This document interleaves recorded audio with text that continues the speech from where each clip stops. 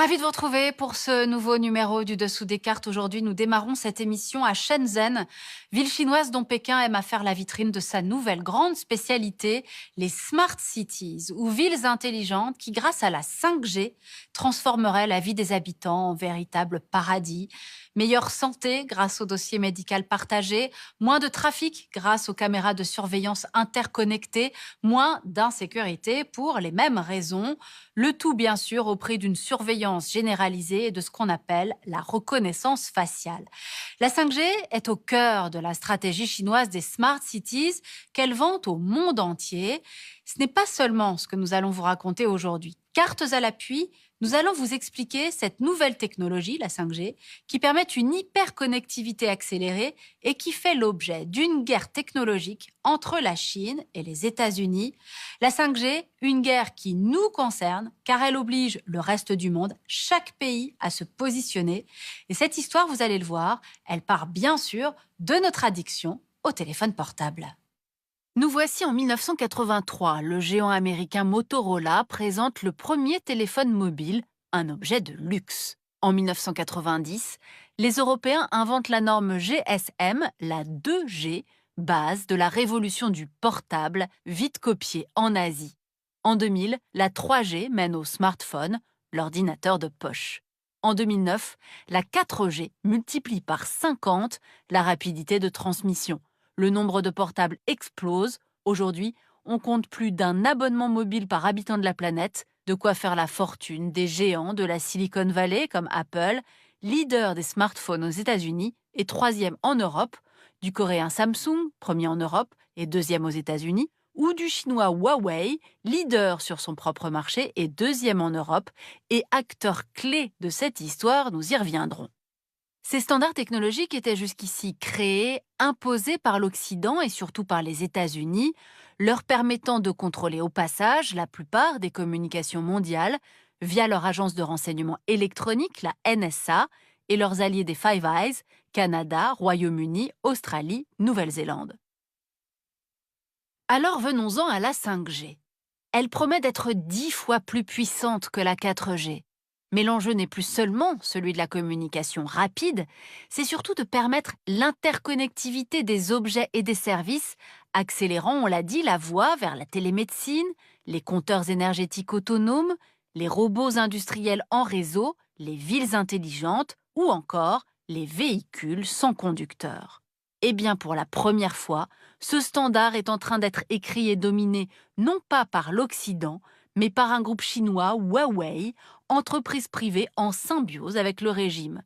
Dans son plan Made in China 2025, le pouvoir chinois dit en effet vouloir dépasser l'Occident d'ici à 2049 au plus tard, dans les secteurs stratégiques des batteries électriques, de l'intelligence artificielle et de la fameuse 5G. De quoi asseoir son leadership mondial. Pour réaliser ce rêve chinois, l'acteur clé est donc Huawei. Le groupe est né à Shenzhen, où nous étions pour démarrer cette émission, la Silicon Valley chinoise près de Hong Kong. Voici son quartier général, d'où le groupe gère ses 194 000 employés dans 170 pays. Huawei a été créé en 1987 par Ren Zhangfei, ex-ingénieur de l'armée populaire chinoise avec 14 employés. Très aidée par les banques de l'État, l'entreprise va grossir en équipant le pays en réseau télécom civil et militaire et en portable pour les 1,3 milliard de Chinois. Et puis Huawei va s'internationaliser. Regardez cette photo du dernier sommet sino-russe en juin 2019. Ce jour-là a été signé un accord invitant Huawei à développer la 5G en Russie. Poussé par Pékin, Huawei est aussi actif en Indonésie, Arabie Saoudite, Turquie, Mexique, Afrique du Sud, Suisse, Europe du Sud et de l'Est, sans compter des réseaux 5G testés un peu partout dans le monde.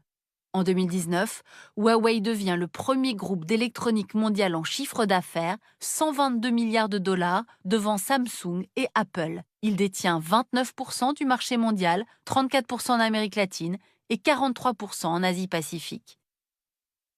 Une expansion inacceptable pour Washington. Question de sécurité. Les États-Unis craignant que ce matériel made in China ne facilite l'espionnage et d'éventuelles cyberattaques chinoises.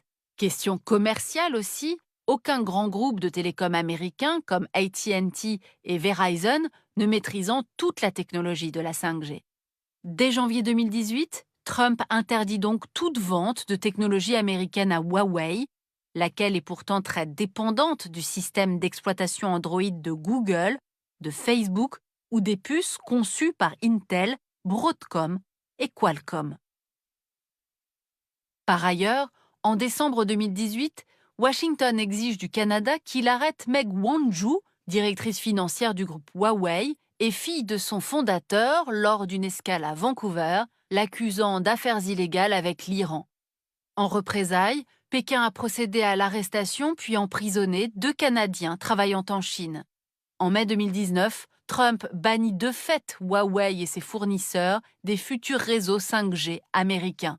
Dans la guerre froide sino-américaine, le protectionnisme technologique a rejoint l'affrontement commercial et les tensions militaires en mer de Chine. On l'aura compris, le conflit entre la Chine et les États-Unis fait rage, chacun accusant l'autre d'espionnage, Washington soulignant la différence entre État démocratique et État autoritaire pour traiter les données personnelles. Bref, la lutte pour la souveraineté technologique s'annonce sans merci, contraignant, on va le voir, chaque pays du monde à choisir son camp.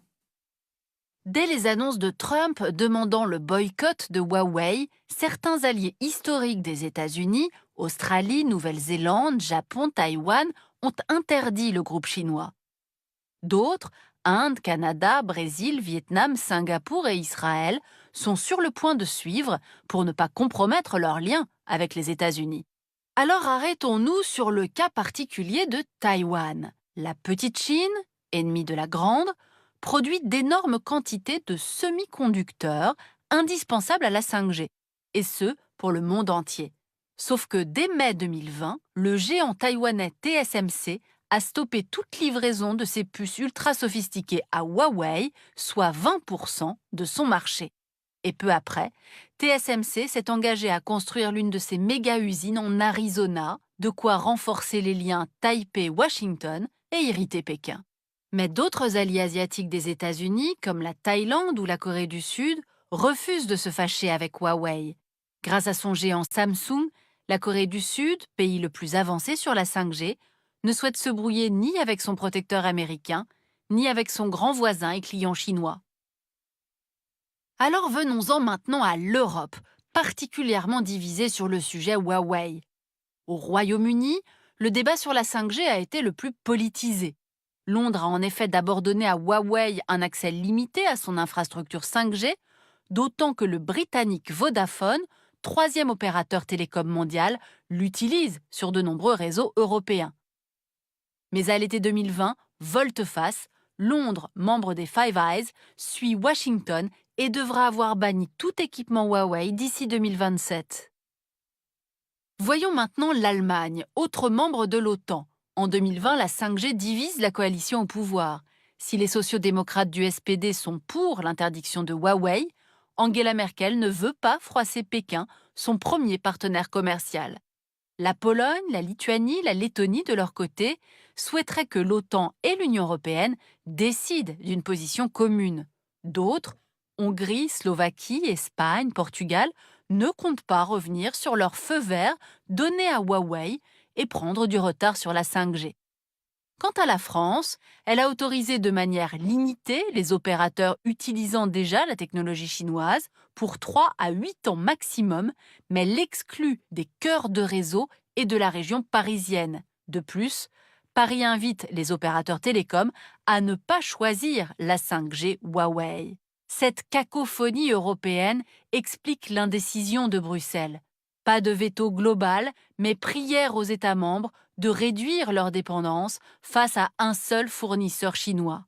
En parallèle, l'Union européenne hésite encore à se lancer à fond derrière les 2 champions européens de la 5G, le suédois Ericsson et le finlandais Nokia. Ericsson, 2e du marché mondial de la 5G avec 27%, profite bien sûr de la guerre actuelle, gagnant des marchés en Allemagne, au Royaume-Uni ou au Canada contre les Chinois. Nokia se positionne en 3e place avec près de 19% du marché. Mais l'Europe devra faire plus pour les soutenir face aux géants chinois, car à eux deux, Ericsson et Nokia investissent chaque année moins que Huawei en recherche et développement. Huawei qui reste le premier dépositaire mondial de brevets 5G. Bref, la bataille est lancée et elle sera longue, d'autant que Pékin dirige actuellement l'Union internationale des télécommunications de l'ONU qui impose les standards de demain. Et au Moyen-Orient et en Afrique, elle continue de soutenir son champion, Huawei. Éthiopie, Angola, Nigeria, Mali, RDC. Entre 2000 et 2017, le groupe chinois a déjà signé 47 projets de développement en 5G sur ce continent très demandeur de technologie. Des contrats souvent liés à d'importants crédits offerts par la Chine. Et voilà pour cette 5G au cœur d'une bataille au sommet entre les États-Unis et la Chine, mais aussi au cœur d'un débat philosophique et environnemental. Philosophique d'abord, faut-il vraiment chercher à tout prix à accélérer sans fin et à nous hyper-connecter toujours plus, demandent certains, quand d'autres répondent qu'aucun pays ne pourra rester à l'écart, sauf à y laisser de sa puissance. La 5G qui fait aussi débat sur ses conséquences environnementales avec les questions suivantes. Les antennes relais vont se multiplier, avec quelles conséquences sur notre santé? La 5G sera-t-elle plus énergivore que la 4G? Quel sera le coût environnemental du renouvellement du parc de nos smartphones? Vous l'aurez compris, entre principes de précaution et course technologique, le débat ne fait que commencer. Pour aller plus loin, faut-il avoir peur de la 5G par Guy Pujol, tout savoir sur le réseau de demain chez Larousse. Ainsi s'achève ce nouveau numéro du Dessous des cartes. Rendez-vous bien sûr la semaine prochaine, même endroit, même heure. Et d'ici là, n'oubliez pas notre site internet arte.tv. À bientôt.